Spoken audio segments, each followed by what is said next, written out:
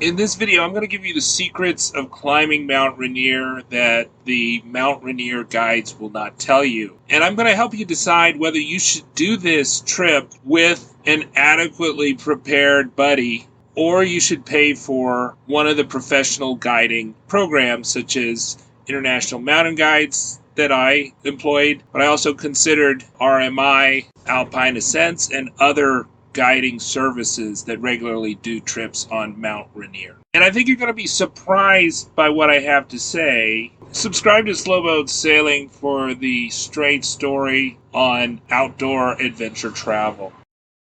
All these videos about people in their shorts driving up to paradise and they got miles to walk before they get to the glacier. And I'm here June 7th and there's been snow on every tree for the last 10 miles and the parking lot's completely filled with snow. It is snowing right now. I've never seen anything like it. It was 90 degrees in Oregon a couple days ago, but obviously it's below freezing here, and it's below freezing here a long honking way before the parking lot. So if you think you're going to need your hiking boots, you're wrong. You're going to need your mountaineering boots on this June attempt at Rainier. And the odds of you actually seeing Rainier are pretty low. I've been here for a few days, have not seen a Rainier because it's been covered in cloud. Okay, so I'm here in Ashford. So this is the home of International Mountain Guides. It's also the home of RMI and then Whitaker Mountain Guides. So those are the big three that are running trips all summer and through the spring. So the situation is that the weather report for the summit is really crappy. So it seems very unlikely that the summit's going to go through. Okay, so it's the morning of the climb. It's the 9th. So the 8th was a check-in time. We went through our gear and the rules and what to expect. But that was about it. The issue, I would say, and this just came clear to me as, you know, I was here early. So I saw another expedition canceled because of weather. Similar weather to what we have forecast for Friday. You know, our guide said pretty much they can't make progress in 35 mile an hour winds, right? If anything more than 35 an hour gust. And if it's forecast at 35, then you're going to have gusts above 35. So that's our forecast. We're also expecting 5 inches of snow on summit day and no snow on the prior days. So maybe we'll be able to convince the guide to do it, but then he said there were regulatory issues, etc. So I don't think we're going to be able to actually speed up the climb to do the summit earlier. And instead of having these like 4-hour hikes for the first 2 days and then a 20-hour hike on the third day, then, you know, that's not great. So I think what the structure is set up for is Rainier, like Everest, is named after a man. Nevertheless, Rainier's name and Everest's name are very fitting for the mountain, right? Because Rainier, it rains a lot, right? And so something similar for Everest, it goes on forever. Right? So even though those are two actual guys, those names are fitting, and that's why they've stuck and they haven't been replaced, for example, like Mount McKinley's been replaced. But what I'm saying is it rains a lot. It's got stormy weather. It's got crappy weather. It's got avalanche risk, right? Blowing, snow, and avalanche risk.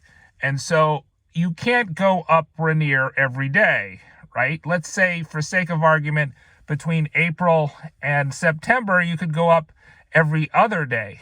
Well, if they go up every other day, then the Rainier guides get paid every other day, right? If half the windows are no-go, that's bad for the Rainier guides.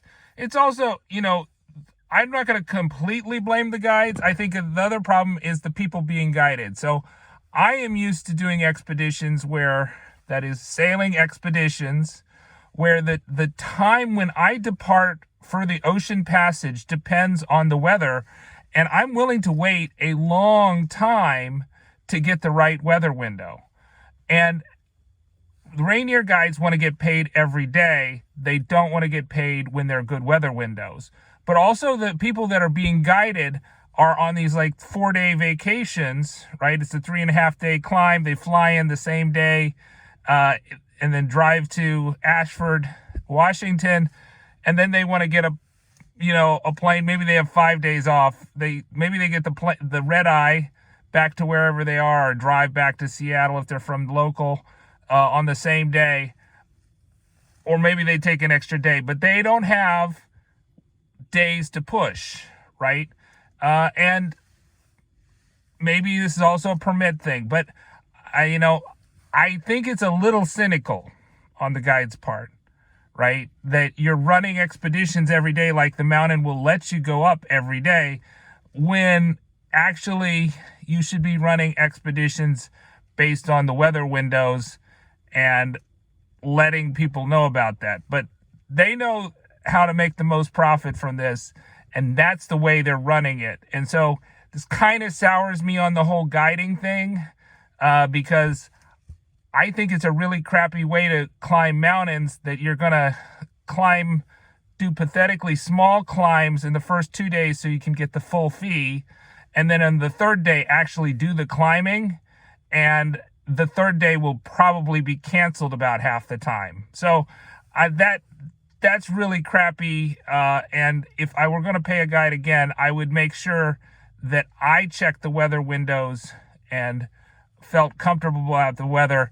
So I wouldn't do these things in advance. I would do, like, if they have a last minute spot and I decide that the weather is good, then I would do it in the future. But now I just wasted my $1,600. I think the other thing that you probably don't realize about the guides is that the sticker price of the guide, so Rainier, $1,600, $1,000 for Mount Baker, 2 glaciated peaks, right? You could obviously get the elevation for free relatively easily if you're doing the 14ers. So they have great pass up these 14ers, and a lot of them are class 2. So you don't need a guide to get the elevation, right? You're not doing Rainier for the elevation. You're doing it for the glaciers and the snow and the crappy weather, really. And but if you're doing it for the crappy weather, you need to take into account the crappy weather if you want success. So I'm going to go through the motions here because I paid my money. Hopefully I'll learn a little bit about self-arrest and crampon travel. And that's probably about it. I think we got a 10% chance of anybody in the team summiting because of the weather situation. I think we're going to turn around at day 2. We're not going to accelerate our schedule in any way. And this will just be a no-go. All right. I've got 15 minutes to get there. I'll get there and we'll start the long train. I'm in a team of about 7 climbers. I think we'll probably have 4 guides or 3 guides because they say it's 2 to 1. There was supposed to be another person in this thing. I signed up at the last minute, but I didn't check the weather. Stupid me. And because I just didn't know the situation on Rainier, I didn't know that it was, unclimbable a significant percentage of the time. But I guess I should have. And so it's a learning experience, and I have $1,600 worth of learning plus about $2,000 worth of gear of learning, although I get to keep the gear. So I also paid $170 for rentals for things that I didn't think I would ever want to own, or were way too exorbitant to own, like $200 mittens or $600 at least double boots. If I could find a used pair of double boots, yeah, I would buy those. Avalanche beacon, I don't think I would buy an avalanche beacon. I carry a sat phone with me. I think that's better than an avalanche beacon, but anyways, I'm not a snow guy, so if I were more into the snow, then maybe I'd consider the avalanche beacon. I expect to be doing climbs. If there's any ice, it's going to be a small amount, and probably solo, so I'm probably not going to do glaciated things on my own because I don't want to fall down a crevasse, which, by the way, he said was a 10% probability in his presentation, that one person in his team of about 12, right, falls in a crevasse every 10 trips. Think about that. But he said nobody died, and only one person of all his hundreds of trips has fell below the head. That is, their head was below the crevasse. And he had no serious injuries from those. But it's pretty common. You don't want to be walking on the glaciers alone. All right, so we're at the last bathroom before Muir, the visitor center. You park a little bit down from the visitor center, and then there's the bathrooms, and then there's the very short hike to Camp Muir.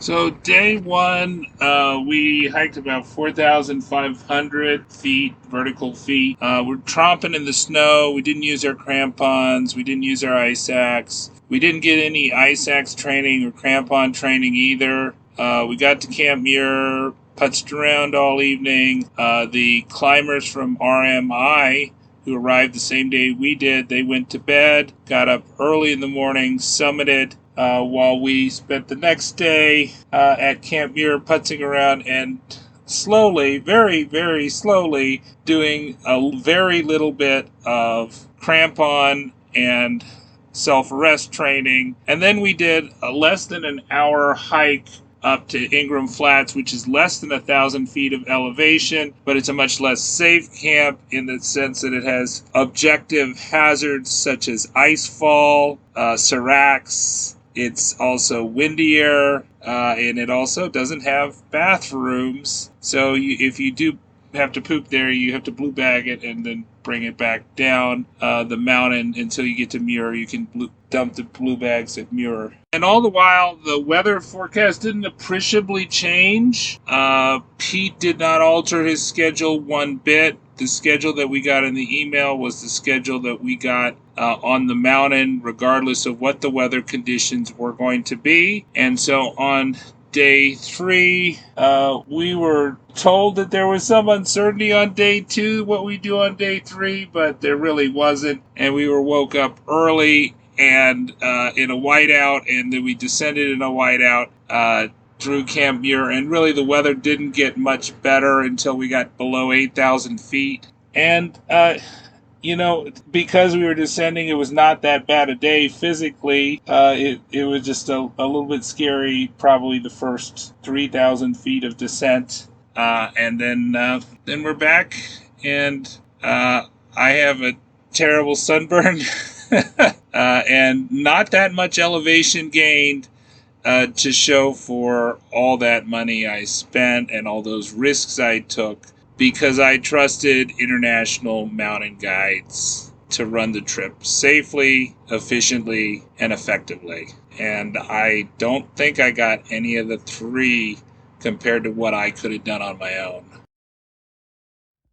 All right, so I'm back from the trip, and everything that I said, I predicted before the trip happened, that we were turned around on the summit day because of high winds and snow. So we did not summit. It was entirely predictable. The weather report was pretty much accurate. There was a team by RMI which did what I suggested, that they went to Muir, and then they went straight to Muir, up to the top, and then back down. We could have done that. We did not do that. We suggested that to our guides at IMG, including the lead guide, Pete. He said he'd take it into consideration. Then he said he couldn't do it. And he said that we had to occupy something called the Ingram Flats. So that Ingram Flats is only 1,000 feet above Muir. It's not a very far walk. It's just really quick. So you're not saving a lot of time. You should also think that you're going to down climb this snow a lot faster than you're going to up climb it. So you definitely could do the trip in 2 days instead of 3, the way they set it up. Other companies do it. And I suggest that I would also be wary about anybody that talks, any guide that talks about the Ingram Flats. I think the Ingram Flats are a very dangerous camp. It's not a very comfortable camp.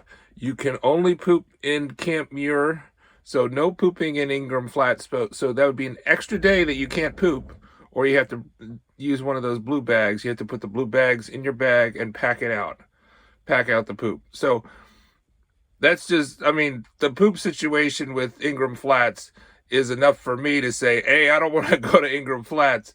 I don't want to camp there. I can walk by it, but you know, there are objective risks all over the Ingram Flats, and I'll show you, I'm sure I showed you some pictures of it.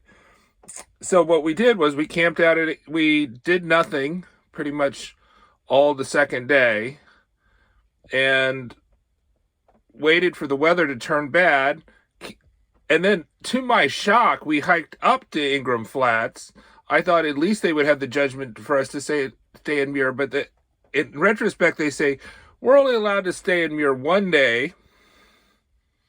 And so we had to go to Ingram Flats because we had no place else to go unless there was we could convince somebody it was an emergency.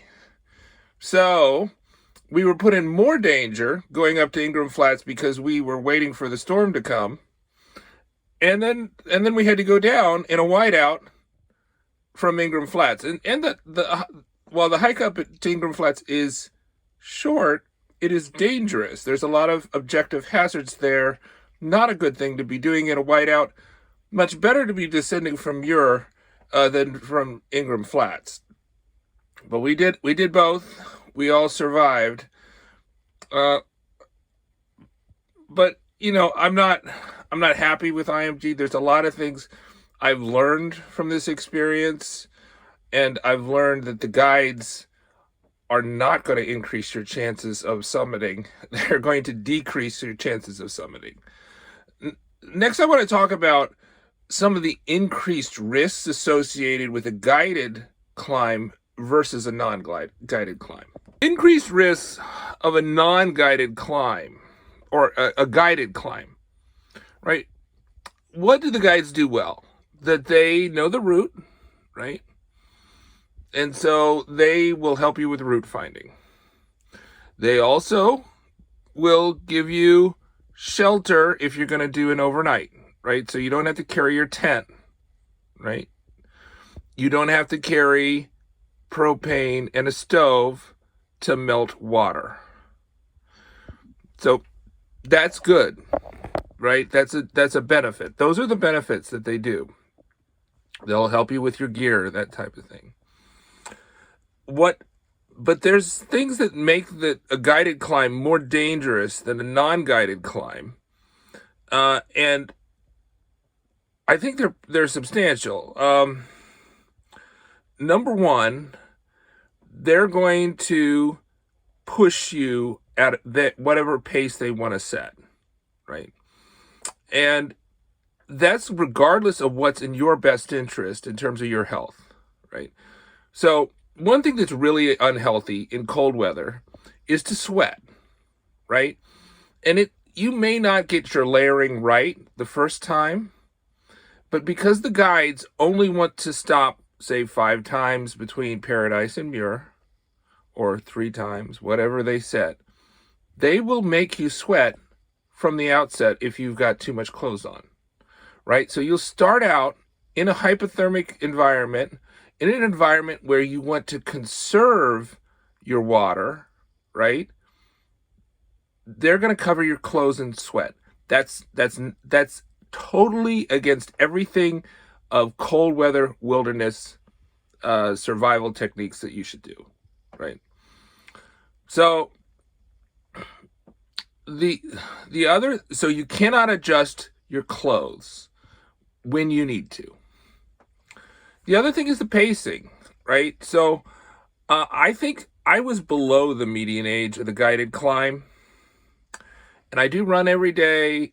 I think I captained my cross country team in high school. Never stopped running since then. Right? I had been doing elevation hikes before this happened. I didn't have a year to prepare for it. I had wanted to do it in August, but I saw I was booked up, so I just took the first available. I shouldn't have done that. But I found my heart rates going to higher heart rates than I would ever allow my heart rate to go to. And I think that is a major heart attack risk. I think that's a major, putting your heart under so much stress is a major risk. And guides will do that to you because they will set a pace.